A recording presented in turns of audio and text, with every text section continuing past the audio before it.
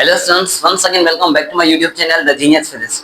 Students, आज हम discuss करने about the unit 5 numericals. Unit 5 के न्यूमेरिकल्स डिस्कस करते हैं। यूनिट 5 का नाम क्या है हमारे पास? Work, energy and power. Numerical first है हमारे पास, a man puts a trolley through a distance of 10 metre by applying force of 15 newton which makes an angle of 60 degree with the horizontal surface. Calculate the work done. हमसे कहा गया है कि कोई बंदा है जो ट्रॉली को लेकर जा रहा है। ट्रॉली, ठीक है, जिसमें हम पैकेट वगैरह कोई सामान वगैरह रखते हैं, चलाते हैं, ठीक है। वो ट्रॉली लेकर जा रहा है। वो डिस्टेंस कवर करता है कितना? 10 मीटर डिस्टेंस कवर करता है। और हम जो फोर्स लगा रहे हैं उस ट्रॉली पर, उसको आगे लेकर जाने के लिए जो फोर्स लगा रहे हैं वो कितना है? फोर्स वो है 50 न्यूटन। और जो एंगल है डिस्टेंस और फोर्स के दरमियान वो क्या है? 60 डिग्री। हमसे पूछा गया है कि what will be work done by this trolley, by this man. ये मैन कितना काम करेगा, हमें ये वर्क मालूम करना है। थीटा क्या है हमारे पास? 60 डिग्री है। ओके, फोर्स कितना है हमारे पास? फोर्स है 50 न्यूटन है। डिस्टेंस कितना कवर करता है? Distance actually 10 metre. हमसे पूछा गया है कि what will be its work done. तो आपने वर्क डन का फार्मूला पढ़ा है, F dot D cos theta. Okay, आपने ये चीज पढ़ी है। तो फोर्स कितना है आपके पास? वो है 50। डिस्टेंस कितना है आपके पास? वो है 10 मीटर। एंगल क्या है? cos 60 degree. cos 60 का मतलब क्या होता है? 1/2। sin 30 होता है 1/2 के बराबर, और cos 60 बराबर होता है 1/2 के, ठीक है। 50 इंटू 10 इंटू 1/2, तो ये हो जाएगा 5। 5 multiply 50, you will gate 250 joule. कितना काम करना पड़ेगा? 250 जूल काम करना पड़ेगा, ठीक है, ताकि ये डिस्टेंस 10 मीटर कवर कर पाए at the angle of 60 degree.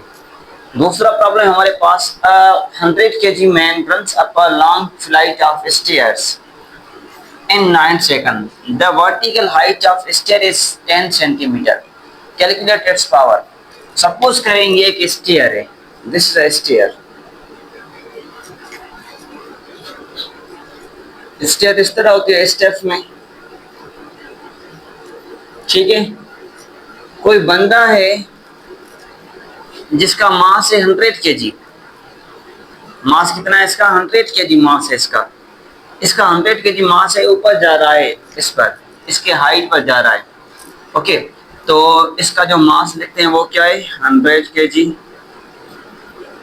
अब long flight of stair in 9 seconds. 9 seconds में वो इसको टच करने जा रहा है, इस हाइट को। टाइम हमारे पास अवेलेबल है 9 सेकंड।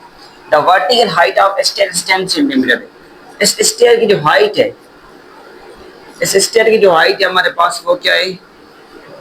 वो है 10 सेंटीमीटर। इसका मतलब ये हुआ 0.1 मीटर। अगर हम 100 से डिवाइड करेंगे तो हमारे पास आएगा जवाब 0.1 मीटर। ओके, ये कंडीशन है हमारे पास। पूछता है कैलकुलेट इट्स पावर, इसका पावर आप कैलकुलेट करें। मैं आपको एक बात कॉमन बता दूं जो आगे न्यूमेरिकल्स में यूज होगी और यहाँ पर भी यूज होगी। जब भी हम किसी फील्ड अगेंस्ट काम करते हैं तो हमारा वो काम हमेशा पोटेंशियल एनर्जी के फॉर्म में स्टोर होता है। जब भी हम किसी फील्ड के अगेंस्ट काम करते हैं, that work is stored in terms of potential energy. अगर मैं ग्रेविटी के अगेंस्ट जाता हूं तो वो जो स्टोर होगा वो होगा in the form of gravitational potential energy. अगर मैं इलेक्ट्रिक फील्ड अगेंस्ट काम कर रहा हूं तो वो काम स्टोर होगा in terms of electrostatic potential energy. अगर मैं स्प्रिंग को उसके अपोजिशन में खींचता हूं तो वो स्टोर होगा in the form of restoring energy के फॉर्म में, रिस्टोरिंग पोटेंशियल एनर्जी के फॉर्म में। इस तरह वो काम स्टोर होंगे। तो कहने का मतलब ये हुआ, जब भी हम किसी फील्ड के अगेंस्ट काम करते हैं तो वो हमारा काम स्टोर होता है इन terms of potential energy. Okay, तो हम यहाँ पर ग्रेविटी के अगेंस्ट जा रहे हैं। ग्रेविटी ऑब्जेक्ट को नीचे खींचती है, but we are going to the upward, in vertical direction, upward जा रहे हैं। तो यहाँ पर जो भी वर्क होगा that will be stored in the form of potential energy. हमने पावर पढ़ा है वर्क अपॉन में टाइम। तो मैंने आपको बताया कि यहाँ पर जो वर्क है वो किस फॉर्म में स्टोर होगा? In the form of potential energy. तो पोटेंशियल एनर्जी किसके बराबर है? एम जी एच के बराबर है, ठीक है। तो लिख सकते हैं एम जी एच अपॉन में time.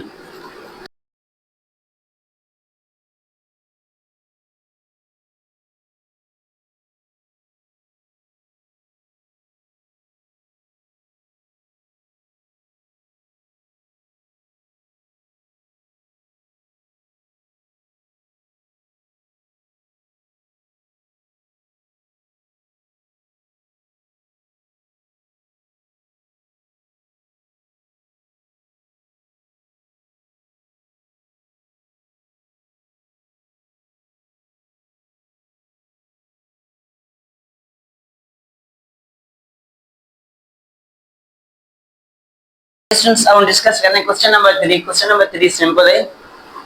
When object is thrown upward, it rises to height h. हमने किसी ऑब्जेक्ट को अपवर्ड थ्रो किया, उसने हाइट h को राइज अप किया, अटेन किया। Okay, how high is the object, वो कितना ऊपर गया होगा। When it has lost its 1/3 of its original kinetic energy. Suppose करें ये हमारे पास एक हाइट है total, this total is h height. हमने किसी ऑब्जेक्ट को इस ग्राउंड से इस हाइट पर ऊपर फेंक दिया है, ठीक है, ऊपर भेजा है। हमसे कहता है what will be its height, what will be its high, या how high is the object, वो कितना हाई होगा, मतलब what will be its height when it is lost its 1/3 of its original kinetic energy. Suppose करें इस point पर इसकी जो अपनी काइनेटिक एनर्जी है, इसने वो 1/3 लॉस कर ली है। जो काइनेटिक एनर्जी डैश है उसने क्या कर दिया, 1/3 लॉस कर ली kinetic energy of its original. जो इसकी ओरिजिनल एनर्जी है उससे उसने 1/3 उसको लॉस कर लिया है। Then what will be its height, वो कितनी हाइट अटेन कर सकता है। आपको बताऊं कि जितनी काइनेटिक एनर्जी लॉस हुई है उतनी पोटेंशियल एनर्जी गेन हुई होगी। तो हम इस तरह लिखते हैं कि change in kinetic energy is equal to change in potential energy, या इस तरह भी लिखते हैं loss of kinetic energy, loss of kinetic energy will becomes equal to gain of potential energy। ये दोनों क्या होंगे, बराबर। change in kinetic energy will becomes equal to change in potential energy, loss of kinetic energy will becomes equal to gain of potential energy। तो आपको पता है कि kinetic energy इसने कितनी लॉस की है, 1/3 ऑफ इट्स ओरिजिनल लॉस की है, 1/3 ऑफ इट्स ओरिजिनल। और जो इसकी पोटेंशियल एनर्जी है वो क्या है, वो है mgh, वो क्या है उसकी mgh। ओके, तो आपको पता है कि काइनेटिक एनर्जी किसके बराबर होती है, you know very well that kinetic energy is actually equal to 1/2mv², वो उसके बराबर होती है। अच्छा, अब ये देखें, change in kinetic energy is equal to change in potential energy. Potential energy किसके बराबर होती है, पोटेंशियल एनर्जी बराबर होती है mgh के। मगर यहाँ पर जो चेंज इन काइनेटिक एनर्जी है वो किसके बराबर है, चेंज इन पोटेंशियल एनर्जी के बराबर है, उसके बराबर है। तो मतलब ये हुआ कि जो mgh है that will becomes equal actually kinetic energy, वो किसके बराबर होगी, वो काइनेटिक एनर्जी के बराबर होगी। तो यहाँ पर काइनेटिक एनर्जी की जगह पर ये आप वैल्यू प्लेस कर ले, 1/3 mgh is equal to mgh। Okay, mgh आप इस तरह कर लें, ठीक है। तो अब देखिए कि m से कैंसिल हो जाएगी, g से कैंसिल हो जाएगी, मगर यहाँ पर एक h है, एक h डैश है। एक हमारे पास क्या है, h है, और दूसरी क्या है हमारे पास, h डैश है। ये क्योंकि हाइट अटेन कर रहा है तो ये h डैश हमें मालूम करनी है। तो h डैश क्या होगी इसकी, h dash will becomes equal to 1/3 into h। उसकी जो न्यू हाइट होगी वो कितनी होगी, 1/3 ऑफ ओरिजिनल हाइट होगी। जो ओरिजिनल हाइट है उसकी, उससे क्या होगी, वो 1/3 होगी। मतलब जितनी काइनेटिक एनर्जी कम हुई है, 1/3 कम हुई ओरिजिनल से, तो सेम वे से उसकी जो हाइट होगी वो 1/3 से क्या होगी, ओरिजिनल से 1/3 से कम होगी, 1/3 ही होगी, ठीक है। तो इस तरह ये क्वेश्चन नंबर 3 सॉल्व होगा। अब हम सॉल्व कर लेते हैं क्वेश्चन नंबर 4। क्वेश्चन नंबर 4 भी ये मैं ऊपर से रिमूव कर लेता हूँ।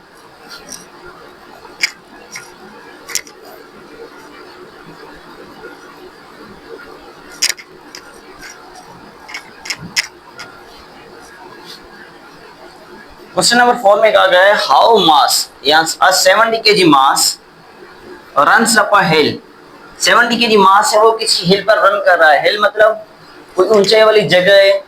तो इसका मतलब ये हुआ यहाँ पर जो वर्क होगा वो अगेंस्ट द ग्रेविटी होगा, that is clear. Through height of 3 metre, उसकी हाइट क्या है, 3 मीटर है। इन 2 सेकंड्स, टाइम क्या लेता है, 2 सेकंड लेता है। हाउ मच डज वर्क, वो कितना काम करेगा, he will do against the gravitational field। ये जो काम कर रहा है वो ग्रेविटी के अगेंस्ट कर रहा है। तो मैंने आपको बताया जब भी कोई ऑब्जेक्ट किसी फील्ड के अगेंस्ट काम करता है तो उसका जो वर्क होता है वो हमेशा पोटेंशियल एनर्जी की सूरत में स्टोर होता है। ओके, हमसे वर्क पूछा गया है और पूछा गया है what is the average power output, इसका एवरेज पावर आउटपुट क्या होगा। मतलब ये हुआ कि यहाँ से पूछा गया है इसका वर्क क्या होगा और इसका पावर क्या होगा। You know very well that work is equal to F D cos theta.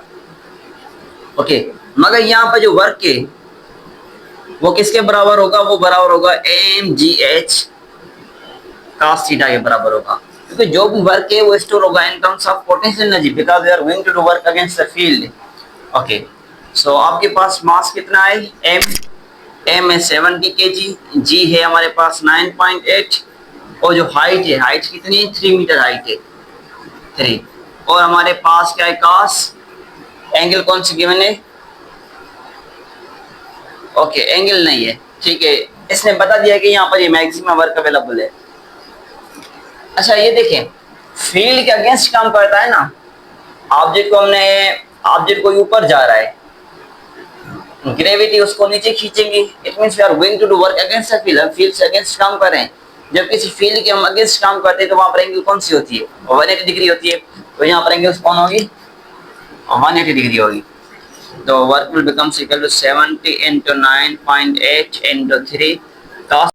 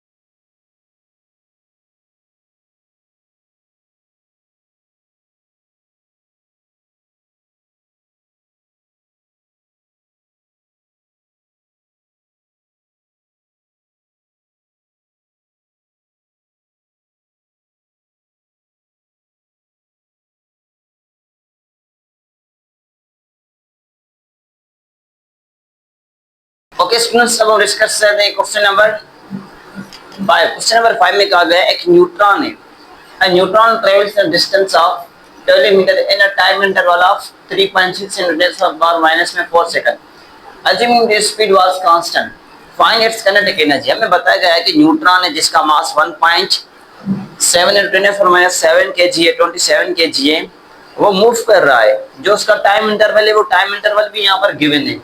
Okay, वो डिस्टेंस ट्रेवल करता है नियर अबाउट 12 मीटर। हमसे पूछा गया what will be its kinetic energy, उसकी काइनेटिक एनर्जी क्या होती है। You know very well that kinetic energy is equal to 1/2 mv²।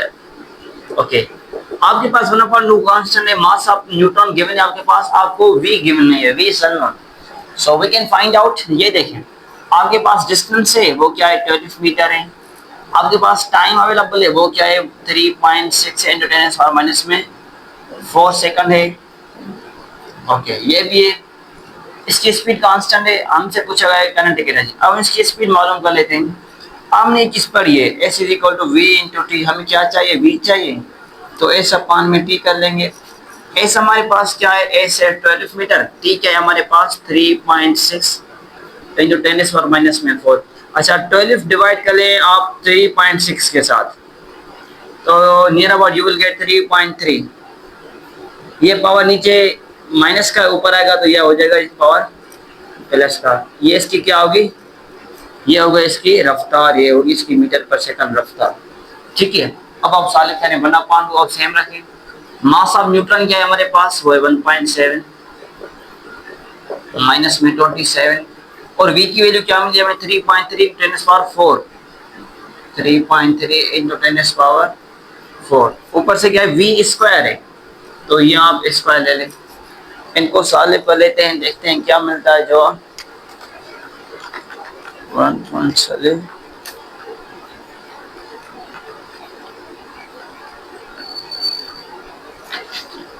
जवाब मिलता है 9.25 इंटू 10⁻⁻19 जूल, हमें ये मिला। अच्छा, हम इसको इलेक्ट्रॉन वोल्ट में कन्वर्ट कर लेते हैं। हम इसको इलेक्ट्रॉन वोल्ट में कन्वर्ट कर लेते हैं। हमारे पास जो इलेक्ट्रॉन वोल्ट होता है वो बराबर होता है, 1 इलेक्ट्रॉन वोल्ट बराबर होता है 1.60 इंटू 10⁻⁻19 जूल के बराबर होता है। अब हम क्या करेंगे, इस वैल्यू को इससे डिवाइड कर लेंगे ताकि हमें वैल्यू जो है ना वो इलेक्ट्रॉन वोल्ट में मिल जाए। देखते हैं क्या मिलता है। 9.25 इंटू 10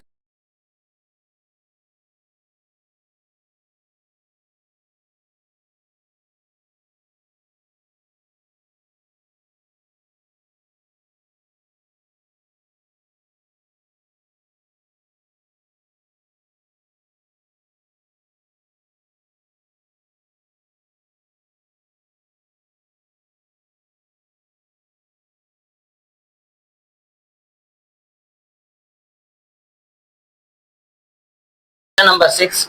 क्वेश्चन 6 में कहा गया है कि हमारे पास एक स्टोन है जिसको हम थ्रो करते हैं। A stone is thrown upward vertically and can reach to a height of 10 metre. उसने हाइट अटेन कितनी की है, 10 मीटर हाइट को अटेन किया है। Find the speed of stone when it just above 2 metre the ground.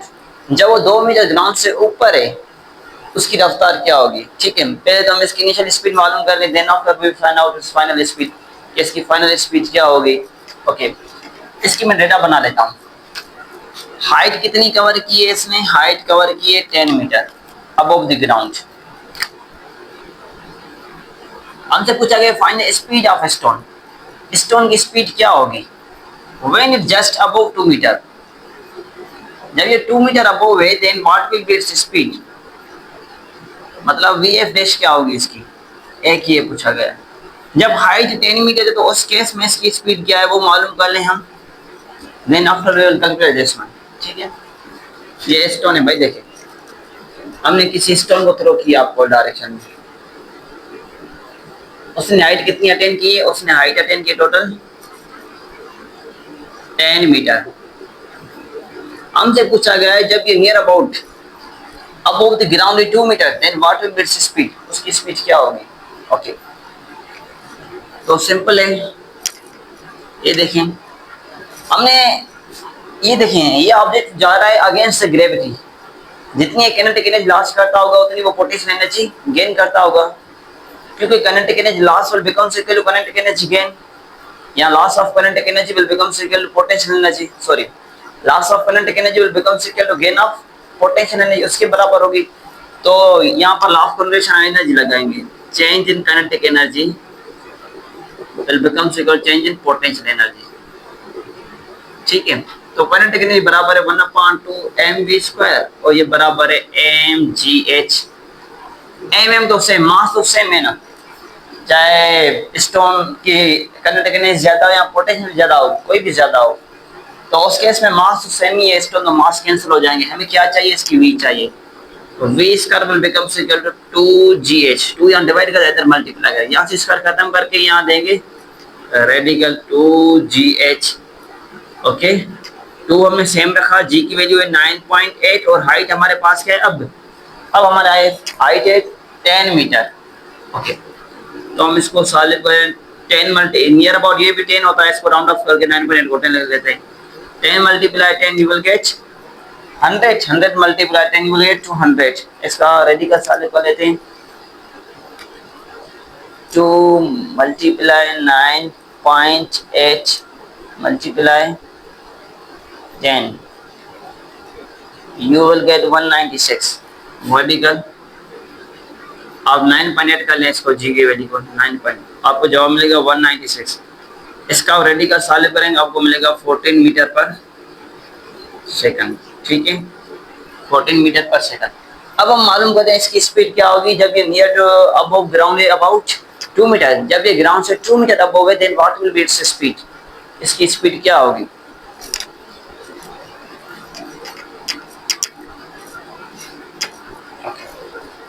हमें best speed चाहिए। हमने इक्वेशन ऑफ मोशन पढ़ी है, हमारे पास 3 इक्वेशन ऑफ मोशन है। पहले देखें सिलेक्ट किस तरह करते हैं। एक है V F equal to V I plus में ए टी, और दूसरी हमारे पास S is equal to V I T plus में 1/2 ए टी स्क्वायर, और तीसरी हमारे पास ये 2 A S is equal to V F square minus में V I square. Now which equation should be used, कौन सी इक्वेशन हमें यूज करनी चाहिए, पहली, दूसरी, तीसरी? ये देखें, ये तो हम यूज कर नहीं सकेंगे क्योंकि ये टाइम डिपेंडेंट है, तो यहाँ पर टाइम की कोई बात है ही नहीं, तो time dependent equation will not be considered as for use of this solution. तो ये भी टाइम डिपेंडेंट, ये भी यूज नहीं करेंगे, तो कौन सी यूज करेंगे, ये यूज करेंगे। अच्छा, ऑब्जेक्ट मूव कर रहा है किसी अपवर्ड डायरेक्शन में, तो यहाँ पर जो एक्सीलरेशन होगी वो किसके बराबर होगी, वो माइनस जी के बराबर होगी। A will becomes equal to minus में जी, तो हम लिखेंगे 2 रखें सेम, माइनस जी सेम रखें, और जो एस है वो एच है actually we F square minus में वी आई स्क्वायर। ठीक है, इस तरह सिचुएशन अवेलेबल है हमारे पास। ओके, हमें चाहिए वी एफ, हमें चाहिए इसकी फाइनल स्पीड, ये चाहिए। अब वैल्यू प्लेस करें 2 सेम, जी की वैल्यू क्या होती है 9.8, और हाइट क्या है, अब हाइट है 2 metre above the ground, 2 metre. V F हमें मालूम करना है, इनिशियल वेलोसिटी हमने मालूम की वो कितनी थी, 14 मीटर पर सेकंड थी। आप इसका स्क्वायर लें, ठीक है, ये टर्म इधर माइनस का इधर आएगा तो ये हो जाएगा प्लस का वी एफ स्क्वायर, तो ये जगह -2 मल्टीप्लाई 9.8 मल्टीप्लाई 2 प्लस में 14 का आप स्क्वायर साले करें, इनको आप साले पर देखते हैं क्या जवाब मिलता है। ये मिलता है नियर अबाउट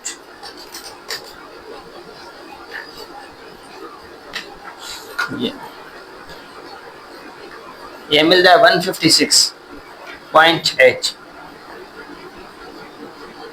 ये मिलता है 156.8। यहाँ से स्क्वायर खत्म करें, यहाँ देंगे रेडिकल 156.8, इसका रेडिकल साले को लेते हैं 156 का 12.48, near about 12.48 will be its correct one MCQ। 12.48 metre पर सेकंड, ठीक है, तो ये इसकी क्या होगी, फाइनल स्पीड होगी। ओके, ये आप नोट कर ले। अब हम डिस्कस कर लेते हैं क्वेश्चन नंबर 7। हमारे पास क्वेश्चन नंबर 7 अवेलेबल है। क्वेश्चन 7 में कहा गया है the potential energy of body at top of building is about 200 joule. Building की टॉप पर जो ऑब्जेक्ट की पोटेंशियल एनर्जी है वो क्या है, वो है 200 joule. When it is dropped, its kinetic energy just before striking the ground is 160 joule. जब हम उस बिल्डिंग से इस ऑब्जेक्ट को ड्रॉप करते हैं, ग्राउंड से टच करने से पहले जो उसकी काइनेटिक एनर्जी है वो क्या है, 160 जूल है। हमसे पूछा गया find the work done against the air resistance, हमें बताएंगे एयर रेजिस्टेंस के खिलाफ वो कितना काम करेंगे। ठीक है, तो ये देखें हमारे पास एक्चुअली जो सिचुएशन अवेलेबल है, ये जो हाइट पर है ऑब्जेक्ट, तो इसमें होगी पोटेंशियल एनर्जी। वो पोटेंशियल एनर्जी क्या है उसकी, वो है 200 जूल। जब ये हम उसको ड्रॉप करते हैं तो उस पे के पास आती है काइनेटिक एनर्जी, वो है इसकी 160 जूल। वो क्या है 160 जूल। हमसे पूछा गया कि how much work is required to do against the air resistance, air resistance के अगेंस्ट हमें कितना काम करना चाहिए। याद रखें जब हमारे पास एयर रेजिस्टेंस है उस केस में हम लिखते हैं potential energy is equal to kinetic energy plus में वर्क। ठीक है, in case of air resistance, जब एयर रेजिस्टेंस अवेलेबल हो हमें क्या चाहिए, हमें वर्क चाहिए। हमें वर्क चाहिए कि हम कितना काम कर सकते हैं when there is air resistance. Work is equal to potential energy minus में काइनेटिक एनर्जी। पोटेंशियल एनर्जी क्या है हमारे पास, potential energy 200 joule, kinetic energy क्या है हमारे पास 160 है, तो you will get 40 joule hour. कितना काम करना पड़ेगा हमें, 40 जूल काम करना पड़ेंगे। ये देख कॉमन सेंस की बात है भाई। आपने जो टॉप पर है तो आपके पास जो एनर्जी ज्यादा है वो कौन सी है, वो है पोटेंशियल एनर्जी, वो है 200 जूल। जब आप किसी पैकेट को, किसी ऑब्जेक्ट को, किसी मास को ड्रॉप करते हैं, फॉल करते हैं, तो उसके पास आ जाती है काइनेटिक एनर्जी। तो हम उसका वर्क कैसे निकालेंगे, जब हमारे पास एयर रेजिस्टेंस हो। सो कीप इन माइंड उस पोटेंशियल एनर्जी से हम माइनस करेंगे वो काइनेटिक एनर्जी, तो हमें मिल जाएगा कि हमने एक्स्ट्रा कितना काम किया है इस रेजिस्टेंस को ओवरकम करने के लिए। तो रेजिस्टेंस को ओवरकम करने के लिए हम कितना काम करते हैं, 40 जूल काम करेंगे। इट्स ओके, ये नोट कर लें। अब हम डिस्कस कर लेते हैं question number 8। Find the energy equivalent of 1 ग्राम। 1 ग्राम की एनर्जी किसके इक्विवेलेंट है? ओके, तो हमारे पास मास कितना है, मास है हमारे पास 1 ग्राम। आप क्या करें, इस 1 ग्राम को कन्वर्ट करें केजी में, तो आप 1000 से डिवाइड कर लेंगे तो यू विल गेट 0.001 केजी, आपको ये मिलेगा मास। तो आपने ये चीज पर ये E is equal to MC square, E is equal to MC square. आपके पास मास कितना है, 0.001 केजी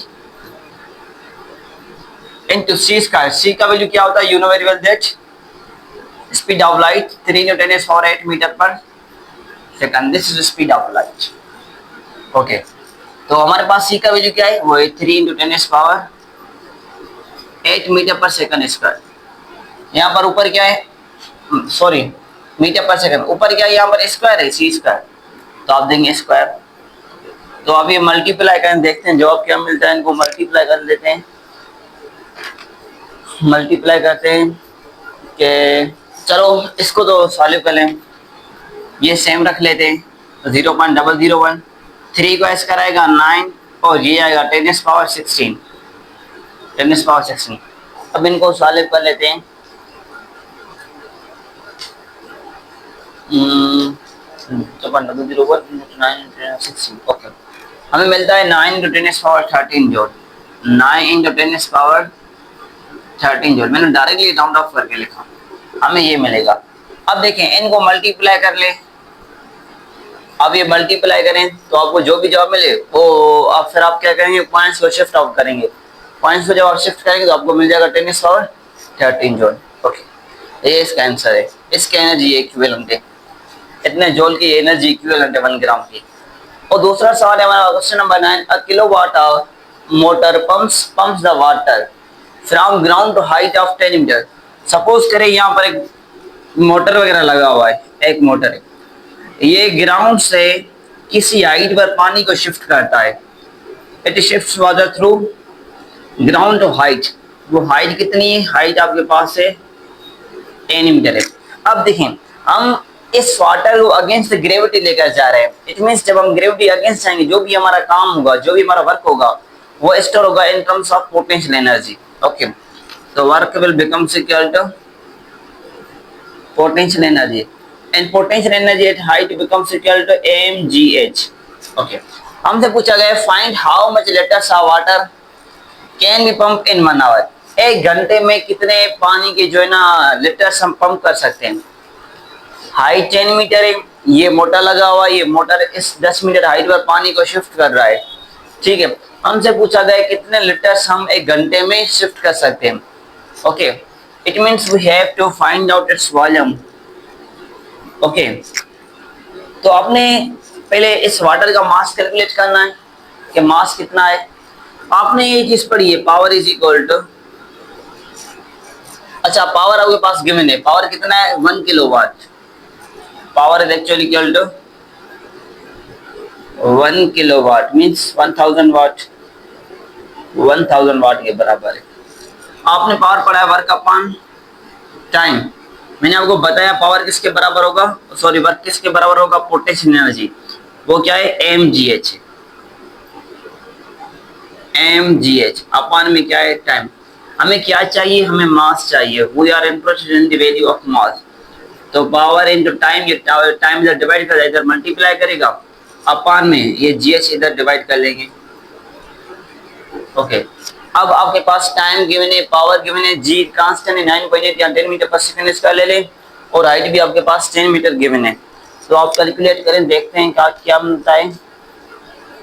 अच्छा पहले अभी देखें 1 किलोवाट किसके बराबर है, 1000 वाट के बराबर है।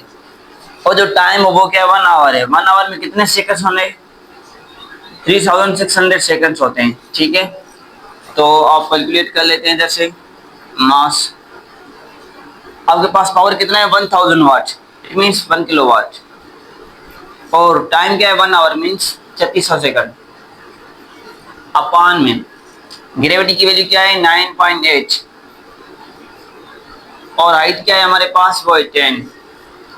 तो 0 0 से कैंसिल हो गया, यहाँ इसको हम राउंड ऑफ करके 10 लिख लेते, 10।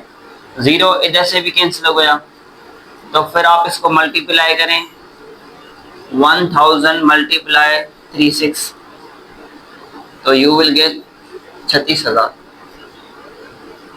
ये आपको क्या मिला, इसका मास मिला।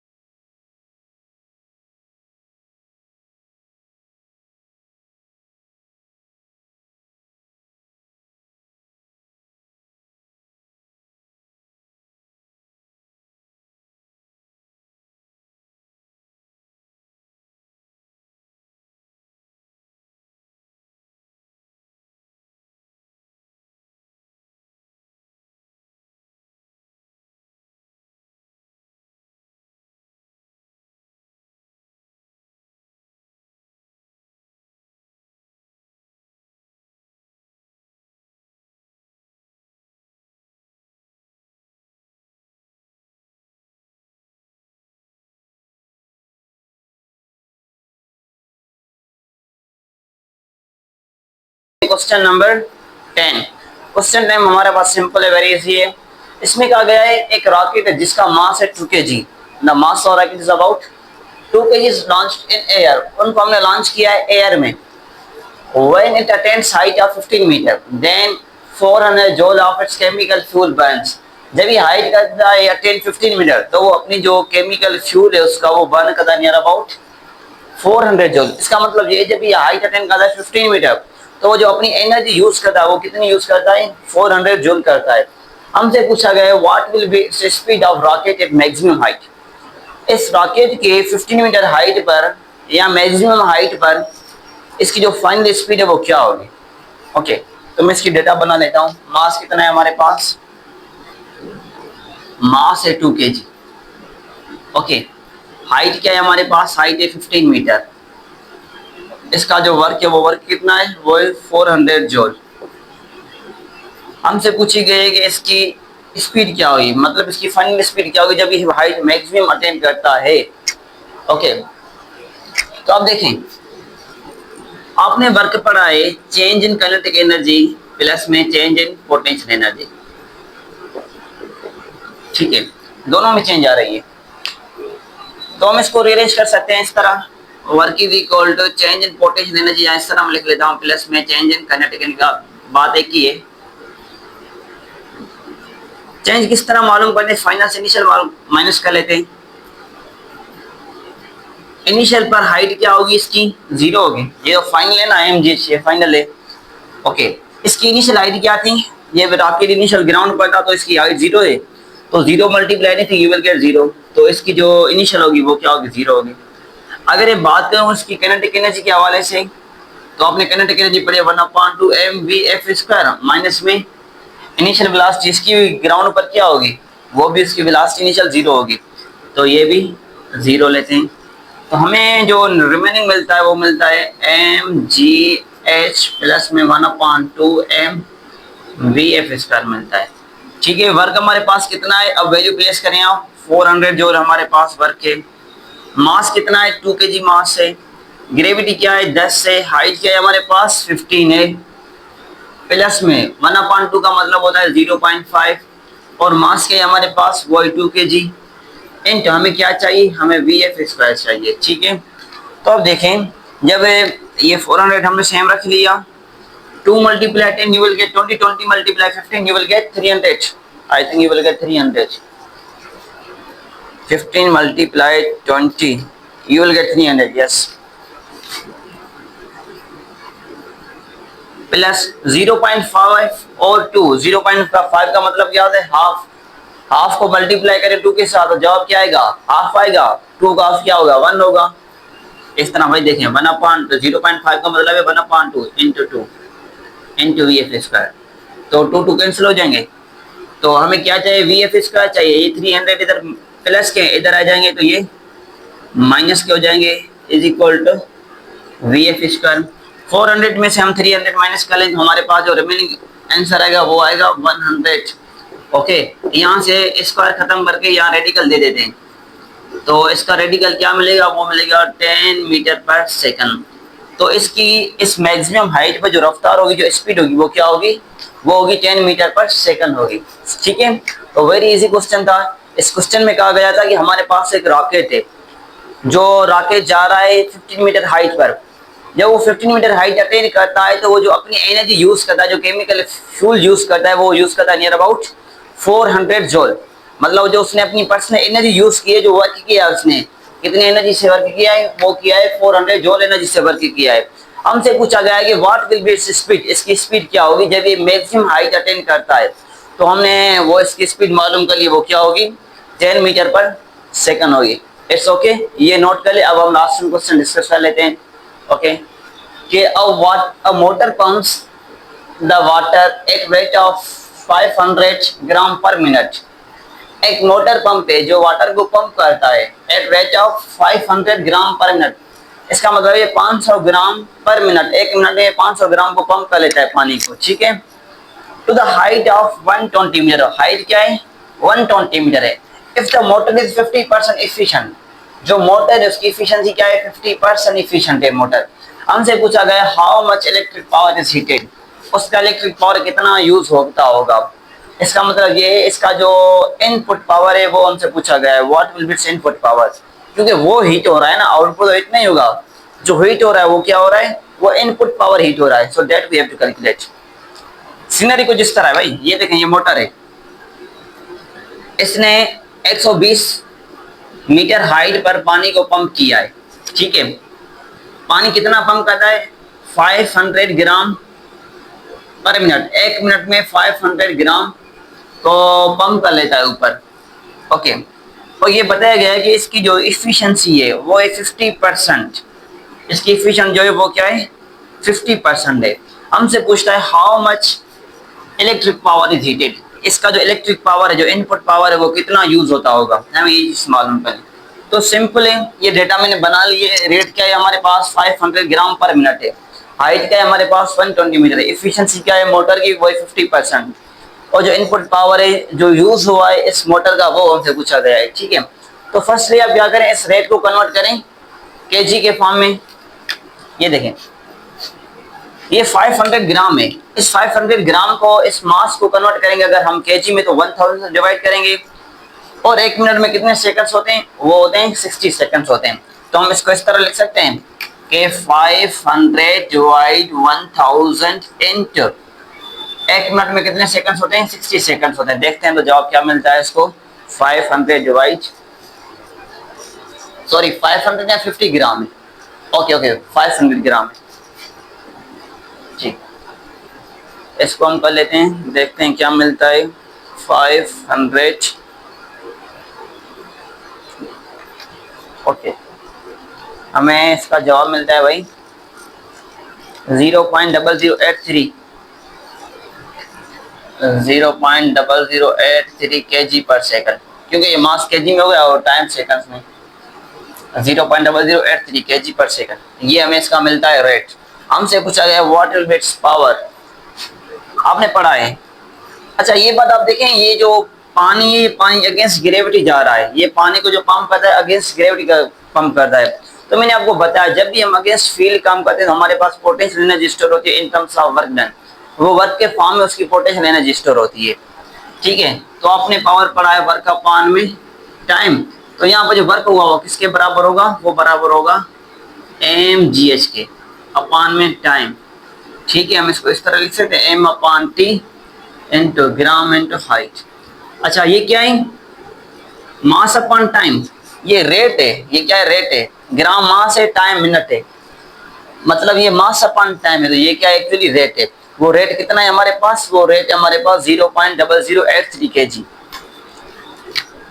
तो फिर आप ये इसका लिख लें, आउटपुट पावर 0.0083, जी की वैल्यू क्या है आपको पता है, यूनिवर्सल 10, हाइट क्या है हमारे पास, हाइट है 120। तो हम इसको सॉल्व कर लेते हैं, देखते हैं कि इसका आउटपुट पावर क्या है। 0.0083 मल्टीप्लाई 10 इंटू 20, ओके ये मिलता है 9.996 वाट। ये इसका हमें आउटपुट पावर मिलता है। अब हमें चाहिए कि हम how much electric power is heated, कितना इलेक्ट्रिक पावर यूज हो चुका होगा, कितना हीट हो चुका होगा, वो पावर हमें यूज करना है on the basis of efficiency. आपको एफिशिएंसी गिवन है, आपने चीज पढ़ी एफिशिएंसी, आउटपुट अपॉन में इनपुट इनटू 100। जो आउटपुट पावर इसको डिवाइड करें, इनपुट से मल्टीप्लाई 100 कर लें, आपको मिल जाएगी इसकी परसेंट। हमें क्या चाहिए, इनपुट चाहिए, तो output power upon input, sorry ये इनपुट इधर आ जाएगा तो ये एफिशिएंसी इधर आ जाएगी इनटू 100।